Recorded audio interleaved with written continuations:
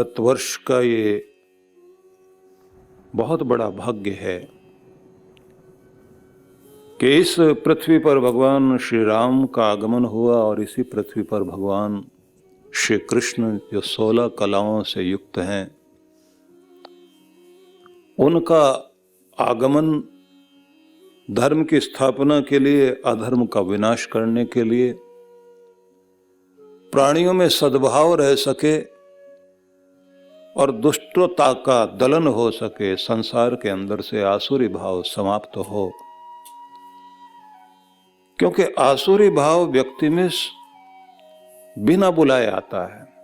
खेत में किसान जो है अच्छे बीज बोता है, लेकिन खरपतवार तो अपने आप उगती है। अपने घर को हम स्वच्छ रखते हैं, लेकिन न जाने कहां से धूल मिट्टी आती है। हम अपने तन को स्वच्छ करते हैं, लेकिन तन के ऊपर मैल आती है। वस्त्रों को स्वच्छ करते हैं, वस्त्र भी गंदे हो जाते हैं। कमाल की बात तो यह है कि जैसे स्वच्छ करने के बाद वस्त्रों को सुखाकर आपने प्रेस करके पहना, उसी समय से धूल लगनी शुरू होती है जो हमको दिखाई नहीं देती। और जब हमें अपने वस्त्र गंदे दिखाई देते हैं, तब एक सीमा तक वह धूल पहुंच जाती है। इसलिए प्रत्येक व्यक्ति को कहा गया है कि जिस तरह से अपने घर की शुद्धि हर दिन व्यक्ति करता है, जैसे अपने तन को स्वच्छ करता है, जैसे व्यक्ति प्रत्येक दिन अपने वस्त्रों को स्वच्छ करता है, उसी तरह से प्रत्येक व्यक्ति को प्राणों की शुद्धि भी करनी चाहिए, मन की शुद्धि भी करनी चाहिए। कहना चाहिए कि अंतःकरण की शुद्धि करनी चाहिए। अंतःकरण में 4 चीजें आ जाती हैं: मन, बुद्धि, चित्त और अहंकार। इन सबकी शुद्धिकरण का नियम माना गया है कि प्रत्येक व्यक्ति को ये नियम निभाने चाहिए। क्यों शुद्धि करनी चाहिए? ये बात भी जरा ध्यान रख लीजिए कि दरिद्रता कहां आती है? जहां पर अशुद्धि होती है। दुख, तकलीफ, पीड़ाएं, और छोड़िए कि अगर आपकी नस नाड़ियों में किसी की भी कोई थोड़े से भी मैल जमा हो जाए, तो व्यक्ति का शरीर ही खतरे में पड़ जाता है। अगर आंतों में ही समस्या आ जाए तो आपके लिए एक दुखदाई व्यवस्था हो जाती है। चलती हुई गाड़ी में कहीं थोड़ा सा भी कार्बन आ जाए, गाड़ी रुक जाती है।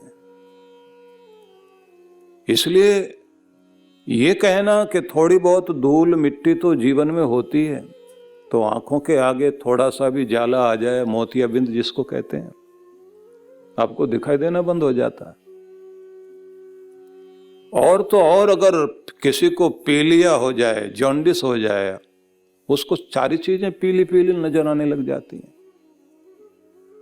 ये थोड़ी सी मैल थोड़ी नहीं है। व्यक्ति को बहुत प्रयास करके अपने आप का शुद्धिकरण करना पड़ता है, और नहीं करेंगे तो ये बात ध्यान रख लीजिए। क्यों करें? आदमी ये कहता है मेरी मर्जी, जैसे चाहूं वैसे रहूं। ये जो मर्जी है ये नहीं चलती, क्योंकि मर्जी का मालिक बनने का परिणाम ये होता है कि आपके चारों तरफ फिर दुख आकर खड़े हो जाते हैं। या तो आप स्वयं बदलिए, नहीं तो प्रकृति आपको बदलती है। या तो स्वयं को स्वयं सुधारिए, नहीं तो फिर वक्त आपको ठोकरें देकर के सिखाता है। या तो अपने आप को खुद संभालिए, नहीं तो फिर लगातार चोट लगेगी, और तब भी नहीं संभले तो फिर जन्मों की चोट लगती है। और कितने जन्मों की चोट लगती है।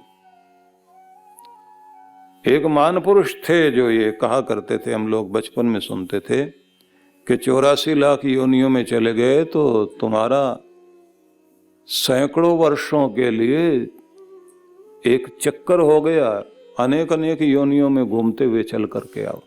वो तो 300-400 साल की बात कहते थे, 400 साल पीछे चले गए हो। ये जो धावक होते हैं, रनर होते हैं, ये कहते हैं कि अगर आप रोज अभ्यास करते रहे तब तो आप शक्तिशाली बने रहोगे। अगर एक दिन भी आपने अभ्यास छोड़ दिया, 7 दिन पीछे हो गए। विचित्र बात है। आप अपने आप को निखारते रहें तो हर दिन आपको अपना अभ्यास करना पड़ेगा। क्योंकि हर दिन आपकी कीमत या तो बढ़ेगी या घटेगी। अपने आप को कीमती बनाने की कोशिश तो हर दिन करनी पड़ेगी आपको। दरिद्रता तभी आपके जीवन में आने लग जाती है जब आप अपने घर में अशुद्धता का वातावरण बनाते हैं, जिसको कहते हैं वास्तु शास्त्र बिगाड़ दिया आपने, वास्तु का नियम बिगाड़ दिया आपने। चीजें जैसे रखी जानी चाहिए नहीं रखते आप। आपने अपने घर को कबाड़ी की दुकान बनाया तो दरिद्रता आकर बैठेगी। कुछ चीजें आप ठीक कर रहे हैं, कुछ आपके गड़बड़ हैं, तो एक तरफ से लक्ष्मी आएगी, दूसरी तरफ से जाएगी। आपके अगर शुद्धिकरण वाणी में नहीं है तो आपका व्यवहार बिगड़ गया, और अगर आपका व्यवहार बिगड़ गया तो ये समझ लीजिए कि आपका आकर्षण गया। आपके पास जो एक मैग्नेटिक पावर है ना, चुंबकीय शक्ति, वो खत्म हो गई। जो आप दूसरों को पकड़ते हैं, चुंबक से पकड़ते हैं ना, आप खींचते हैं अपनी तरफ, दूसरों को नहीं खींच पाओगे। और फिर कहते हैं हृदय का प्रेम रस्सी है, रही मन धागा प्रेम का मत तोड़ो चटकाए। प्रेम का धागा तो यही है। हृदय का प्रेम जो है वो धागा है जो सबको बांधता है। पृच्छामि त्वाभुवनस्य नाभि। वेदों में प्रश्न है, पूछता हूं दुनिया का केंद्र बिंदु क्या है जिससे दुनिया के रिश्ते चलते हैं। दुनिया टिकी भी है, संसार टिका हुआ। अयम यज्ञो भुवनस्य नाभि। यज्ञीय भावना, त्याग की भावना, परहित की भावना, सबके साथ अच्छा सोचना करना, ये भावना जो प्रेम वाली भावना, यही वो रस्सी है, यही वो केंद्र बिंदु है जिस पर दुनिया टिकी हुई है। क्योंकि ये विश्वास का केंद्र बिंदु है। जिस दिन विश्वास गया, खत्म बात। पति पत्नी में विश्वास न रह जाए तो रहेंगे एक छत के नीचे, भरोसा नहीं है, प्यार नहीं रह जाएगा। और जब अनंत प्रेम होता है, शरीर दो होते हैं लेकिन दिल एक ही धड़क रहा होता है, एक ही स्थिति दिखाई देती है। इसलिए ये बात ध्यान रख लीजिए, शुद्धिकरण बहुत आवश्यक है। हर दिन जैसे आप अपने तन की शुद्धि करें, अपने वस्त्रों की शुद्धि करें, घर की शुद्धि करें, वाणी शुद्ध करिए, वाणी में भगवान का नाम बसाओ। थोड़ी देर तो भगवान का नाम जिह्वा पर उच्चारण करते जाइए, प्रार्थना कीजिए, स्तुति कीजिए, और प्राण भगवान में लगाओ। प्राणायाम करने के साथ साथ थोड़ी देर ध्यान करो। गुरुजनों के साथ बैठ करके आपको ध्यान सीखना चाहिए। अपने पांचों प्राणों को, वैसे तो प्राण सूक्ष्म रूप से अगर कहे जाए तो 10 प्राण हैं, मुख्य रूप से जो है वो 5 हैं। प्राण, अपान, समान, व्यान, उदान। इन सब प्राण शक्ति को आप प्राणायाम के माध्यम से शक्तिशाली बनाइए। और साथ साथ में जो है ध्यान में जाइए। ध्यान में जाएंगे तो नाग, कूर्म, कृकल, देवदत्त, धनंजय, ये जो सूक्ष्म रूप है प्राणों का, इनमें शक्ति आती है। और फिर इसको जब आप एकाग्र करते हैं तो आपके प्राणों में परमात्मा बस जाए, तो फिर आपके लिए होना चाहिए कि परमात्मा प्राण प्रिय बने। तो जो प्राण प्रिय है, तो फिर एक बात ध्यान रखिए, जिसको आप चाहते हैं तो वो भी तो आपको चाहेगा ना। आपका ध्यान भगवान की तरफ है तो भगवान का ध्यान भी आपकी तरफ है ना। आप उसके लिए जीने लगे हैं तो वो आपके लिए है। इसलिए श्री कृष्ण ने गीता में एक संदेश देते हुए ये कहा कि अर्जुन, एक तो तुम ये जानो कि वो परम सत्ता, परम शक्ति सब जगह है और सबको घुमा रही है। वो शक्ति सबके हृदय में बसती है, इस पूरे संसार को यंत्र की तरह घुमाती है। ईश्वर सर्वभूतानां हृद्देशे अर्जुन तिष्ठति, भ्रामयन् सर्वभूतानि मंत्रा रूढ़ानि मायया। जिस तरह से कोई यंत्र पर रखकर किसी चीज को घुमा दे, ऐसे परमात्मा सारे संसार को चक्रवत घुमा रहे हैं, गतिशील किए हुए हैं, सबके हृदय में रहते हैं। लेकिन उस प्यारे प्रभु के लिए व्यक्ति को क्या करना चाहिए? तो वो कहते हैं मत कर्म कृत, मत परमो मद भक्त, संग वर्जित, निर्वैरः सर्वभूतेषु यः स मामेति पांडवः। वो व्यक्ति मेरे लिए कर्म करता हो,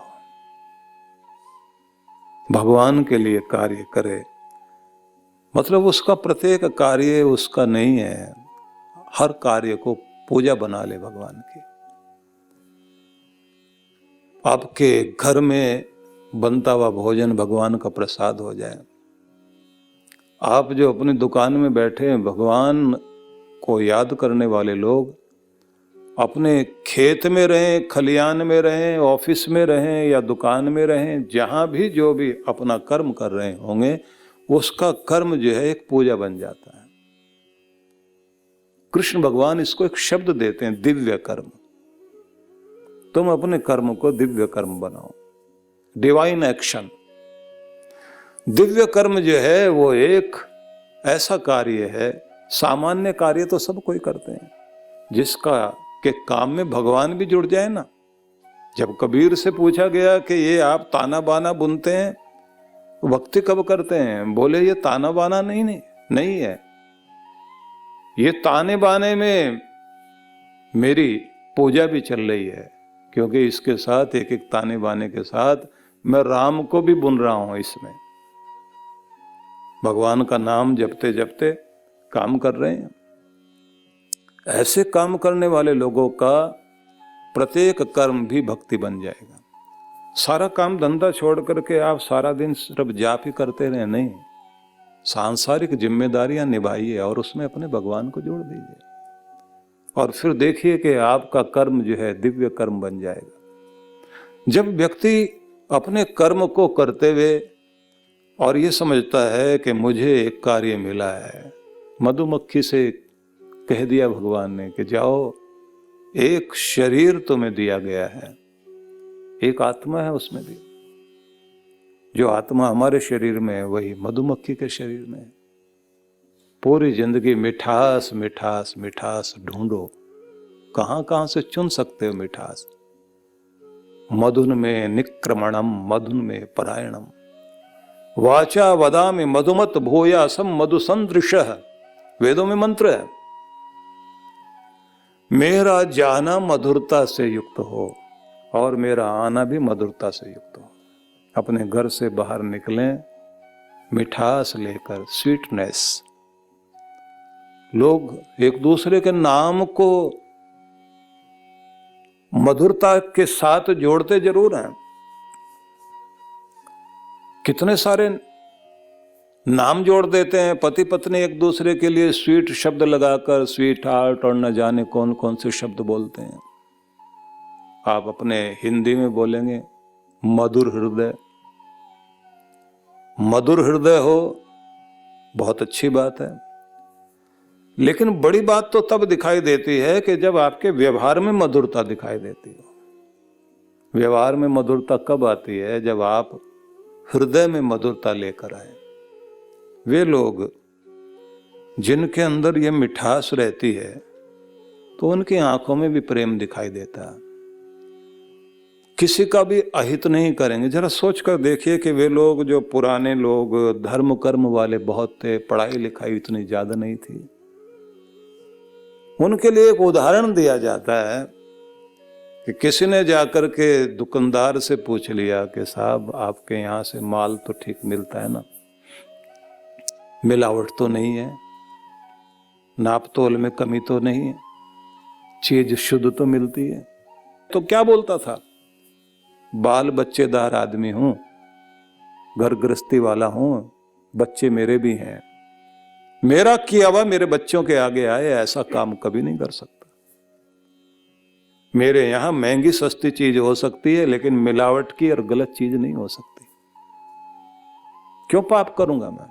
मेरा किया हुआ मेरे बच्चों के आगे आए।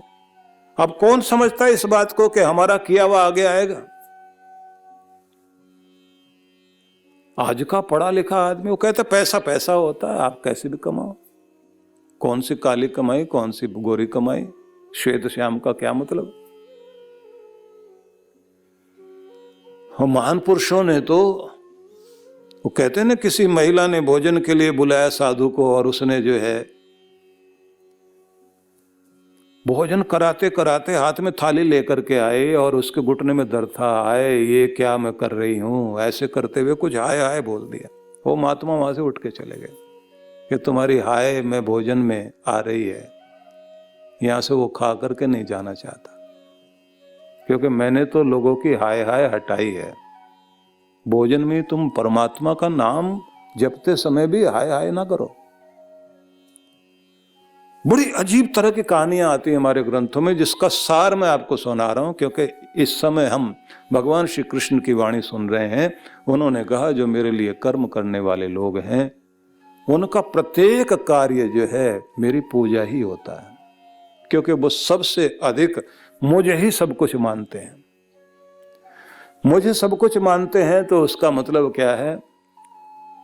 भगवान को दुनिया में सबसे ज्यादा महत्व देने वाले लोग अपने परमात्मा को इतना महत्व दें कि उनके आगे फिर दुनिया में कुछ भी नहीं। जैसे लोग धन से बड़ा धर्म माने। विवाह संस्कार होता है तो वधू के गोद में 4 फल डालते हैं लाकर, सौभाग्य की कामना करते हुए, और उसको आशीष दिया जाता है। अब वो 4 फल, उसको हमारे यहां कहते हैं कि जीवन के 4 फल क्या हैं? पुरुषार्थ चतुष्टय बोलते हैं उसको, धर्म अर्थ काम मोक्ष। इस दुनिया में आप अर्थ के लिए, काम के लिए, कामनाओं की पूर्ति के लिए जियोगे, लेकिन 2 चीजें बहुत जरूरी हैं। दुनिया में रहोगे, दुनिया में बसोगे, लेकिन दुनिया से मुक्त होना भी सीखना चाहिए, आखिर में आदमी मुक्त हो सके। इसलिए लोग कमा लेते थे अच्छे से, और कमाने के बाद में जैसे देखा कि अब जो है बच्चे काम धंधा संभाले, बेटे का बेटा हो गया, तो गुरु के आश्रम में जाके कुटिया बनवा ली, वहीं रहना, भजन सत्संग सुनना, जाप साधना। बीच बीच में बच्चों के पास चले गए, जाकर मिलाए, उनको जहां समझाना हुआ, बताना हुआ बता दिया। साथ में जिन जिन लोगों के साथ में जहां जहां जिस तरह से व्यवहार पूरी जिंदगी में किया था, तो लोग ये कोशिश करते हैं कि सबसे एक बार मिलजुल करके कहा सुना माफ करा लें कि भाई हमसे कोई भी बातचीत करने में, लेने देने में कोई भी गलती हुई हो तो हमें माफ करना। इस तरह से लोग सबसे मिलकर आते थे, धीरे धीरे मोह ममता अपनी कम कर लेते थे।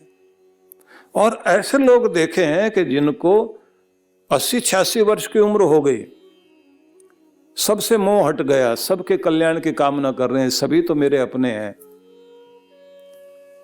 आखिर में अपने गांव, अपने लोगों में, सब में जाकर मिल करके आए। अपने बच्चों से भी कह दिया कि बेटा अब विदाई की वेला है। और कुछ लोग तो वो देखे जिन्होंने अपनी तारीख बता दी, इस तारीख में, इस दिन मैं विदा हो जाऊंगा।